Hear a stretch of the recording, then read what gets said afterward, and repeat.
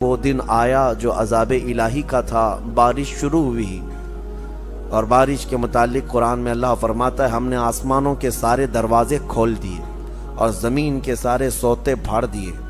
زمین بھی پانی اگل رہی تھی، آسمان بھی پانی برسا رہا تھا، یہاں تک کہ پانی بھرتا گیا، روئے زمین پر کوئی پہاڑ بھی باقی نہیں رہا جو ڈوبنے سے باقی رہا ہو۔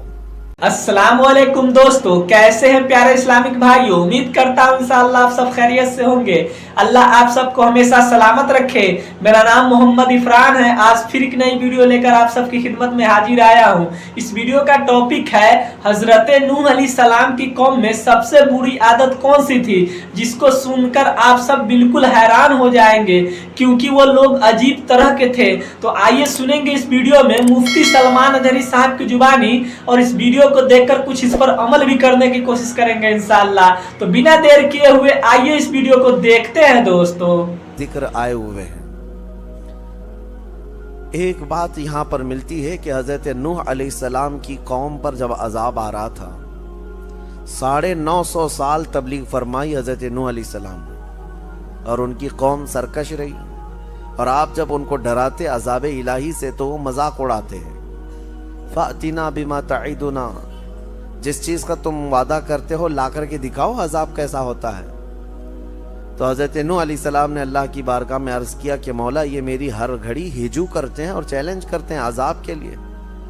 تو اللہ تعالیٰ نے فرمایا نوح تم اپنی کشتی بناؤ سوکھے میں، جبکہ کوئی آس پاس میں کوئی ندی دریا نہیں ہے، لیکن کشتی بنانے کا حکم ہوا۔ آپ نے ایک بہت بڑے سائز کی کشتی بنائی جس میں صرف ایمان والے سوار تھے، اور ہر جانور جتنے بھی اس وقت موجود تھے ان جانوروں کا ایک ایک جوڑا اس میں لے لیا گیا تھا۔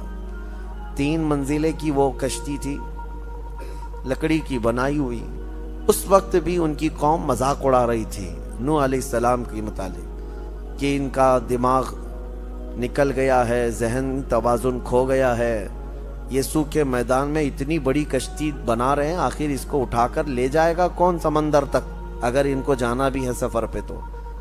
لیکن اس کے بعد وہ دن آیا جو عذاب الہی کا تھا، بارش شروع ہوئی، اور بارش کے متعلق قرآن میں اللہ فرماتا ہے ہم نے آسمانوں کے سارے دروازے کھول دیے اور زمین کے سارے سوتے پھاڑ دیے۔ زمین بھی پانی اگل رہی تھی، آسمان بھی پانی برسا رہا تھا، یہاں تک کہ پانی بھرتا گیا، روئے زمین پر کوئی پہاڑ بھی باقی نہیں رہا جو ڈوبنے سے باقی رہا ہو، سب ڈوب چکے تھے۔ اب اس میں حضرت نوح علیہ السلام کی بیوی نافرمان تھی، کافرہ تھی۔ حضرت نوح علیہ السلام اللہ کے نبی ہیں، لیکن بیوی ان کی سرکش تھی، نافرمان تھی، کافروں کی مدد بھی کرتی تھی۔ اسی طرح لوط علیہ السلام کی بیوی بھی سخت بدکار تھی، گنہگار تھی اور کافرہ تھی۔ 2 نبیوں کا ذکر اس سے قبل بھی آیا، اور آگے بھی آپ دیکھیں گے کہ اللہ تعالیٰ نے ان دونوں عورتوں کی مثال بھی بیان فرمائی ہے 29ویں پارے میں۔ حضرت نوح علیہ السلام کی بیوی ان پر کبھی ایمان نہ لائی، اور ان کا ایک بیٹا تھا حضرت نوح علیہ السلام کا، وہ بھی آپ پر ایمان نہیں لایا۔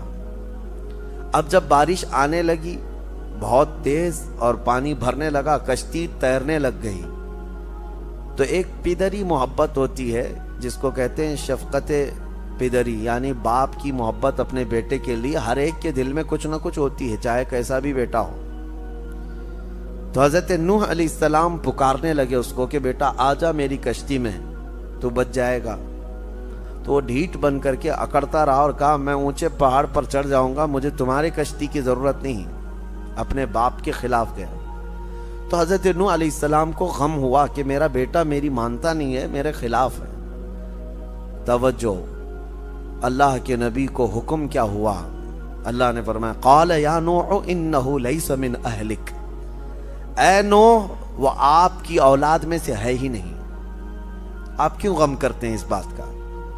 انہ عمل غیر صالح فلا تسألنی ما لیس لک بہ علم انی اعیذک ان تکون من الجاہلین۔ حضرت نوح علیہ السلام کو تنبیہ کی گئی، اللہ کی طرف سے تنبیہ آئی، آپ اس چیز کا سوال نہ کریں۔ وہ اللہ کی بارگاہ میں مانگ رہے تھے کہ مولا میرے اہل کو بچا لے، میرے اولاد کو بچا لے۔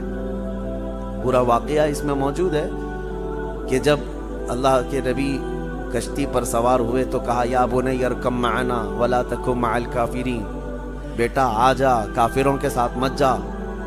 قال سآوی الی الجبل یعصمنی من الماء، میں اونچے پہاڑ پر چڑھ جاؤں گا، مجھے پانی سے کوئی چیز نہیں چھو بھی نہیں پائے گی۔ اللہ نے فرمایا کہ پھر حضرت نوح علیہ السلام نے اس سے پکار کر کہا لا عاصم اليوم، تجھے پتا نہیں آج کوئی بچانے والا نہیں ہے، یہ عذاب کا دن ہے۔ انہ من امر اللہ، یہ اللہ کا حکم ہے۔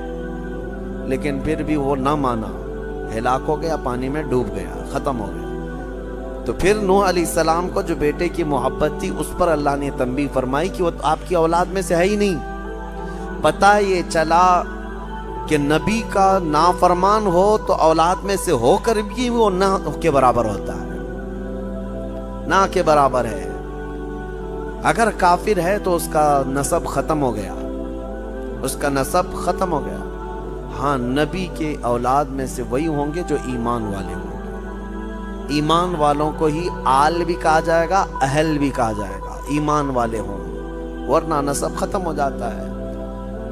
عزیزان گرامی، اس میں مثال ایک یہ بھی ہے، اس میں جو ہے بیٹا اگر بدکار اور کافر نکلا تو اس میں باپ کا قصور نہیں ہے۔ حضرت نوح علیہ السلام کی اس میں خطا نہیں، وہ نبی ہیں، وہ اللہ کی مصلحت تھی۔ لیکن بسا اوقات ایسا بھی ہوا ہے کہ حضرت اکرمہ رضی اللہ تعالیٰ عنہ، جانتے ہیں آپ، صحابی رسول ہیں، نبی پاک صلی اللہ تعالیٰ علیہ وسلم کے صحابی حضرت اکرمہ، عاشق بھی اور کئی جنگوں میں شرکت بھی فرمائی ہے۔ لیکن یہ بیٹے کس کے ہیں؟ ابو جہل کے۔ باپ ابو جہل ہے، دشمنی میں مر گیا حضور کے، لیکن بیٹا صحابی رسول ہے، نبی پاک صلی اللہ تعالیٰ علیہ وسلم کے سچے صحابہ میں سے۔ تو یہ جو معاملات ہیں دنیا میں چلتے رہیں گے، کبھی ولی کے پیٹ سے بدکار پیدا ہوا اور کبھی گنہگار کے اولاد میں اللہ صالحین پیدا کرے، یہ اس کی قدرت کاملہ ہے۔ اللہ کریم ہمیں نیک و صالح اولاد عطا فرمائے۔